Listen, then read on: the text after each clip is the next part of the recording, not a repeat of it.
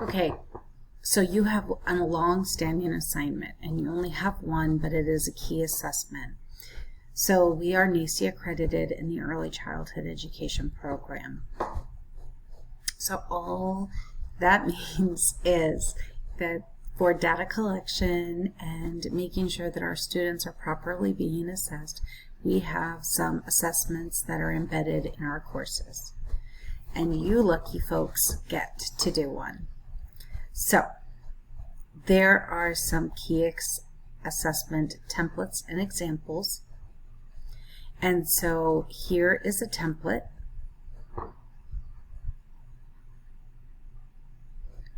And I would love to say that I gave you an example on early childhood education, but I'm not allowed to do that.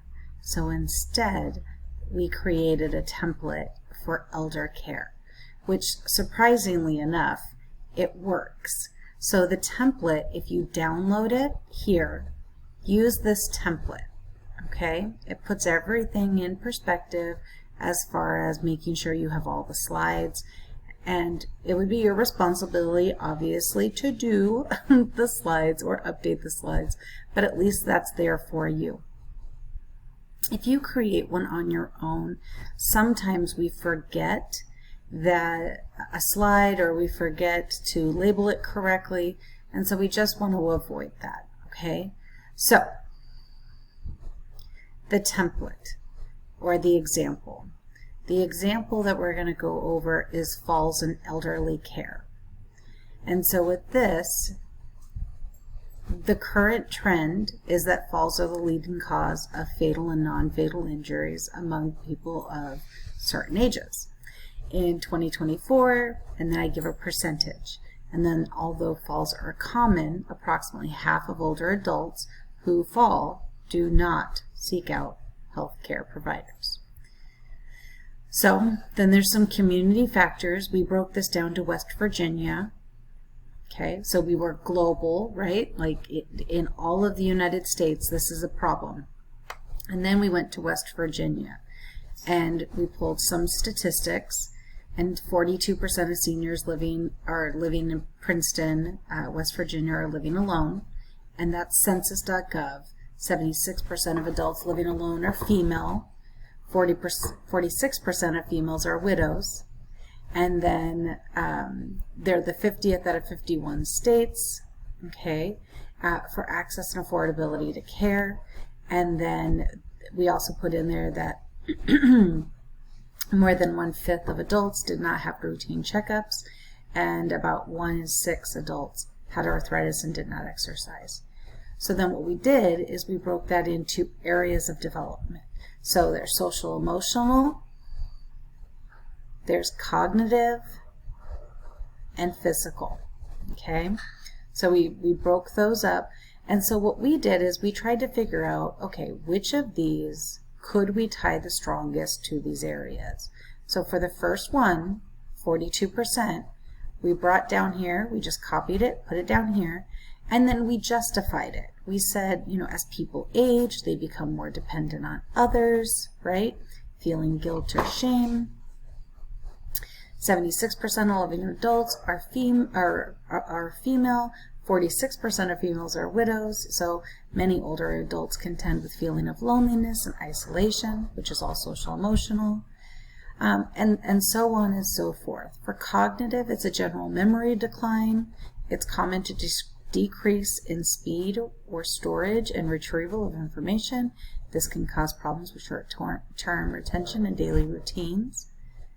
And then physical would be during late adulthood, skin continues to lose elasticity and the reaction time becomes slower. So those are the two, or actually the 3 areas that you're going to tackle first. There are some ethical standards which you have an ethical assignment, an ethical standard assignment. So you'll pull 3 ethical standards out of the standards. It can be a principle or an ideal, and then that's all I want. You don't have to speak to, well, on your slide you won't have to speak to it, but you will be embedding your voice, and then you can talk about them through your video. And then you'll find some resources on the topic. One should be a link.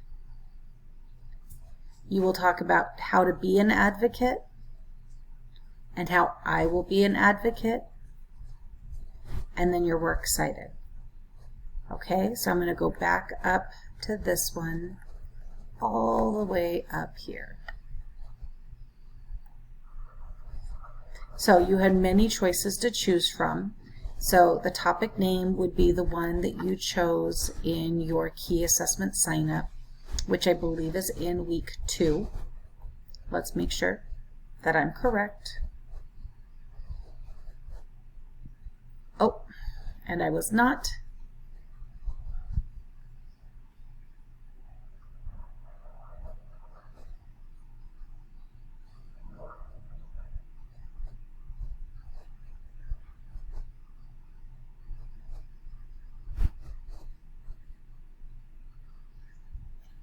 Oh, I was.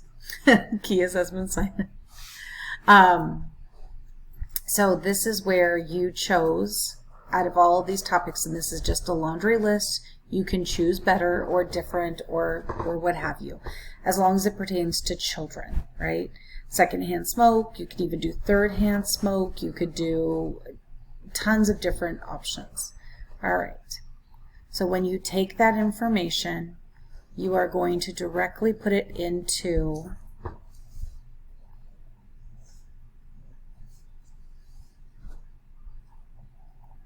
your template.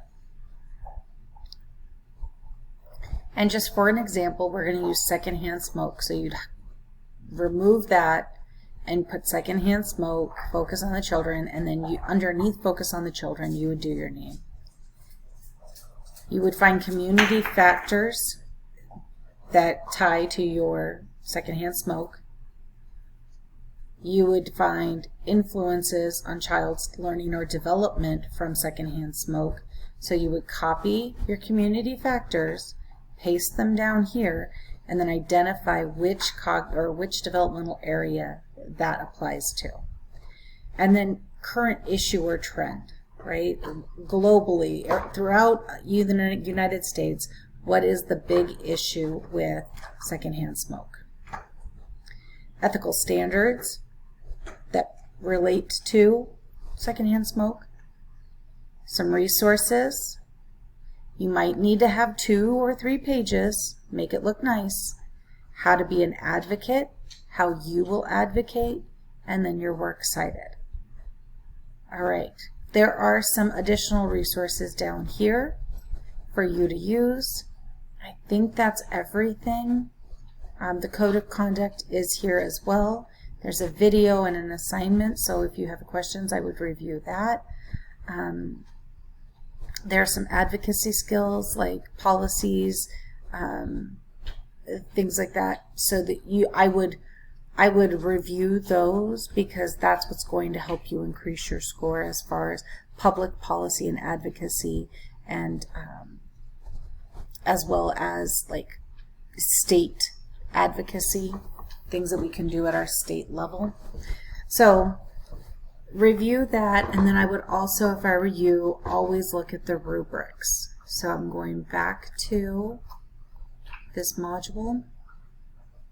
So that's the key assessment template and example.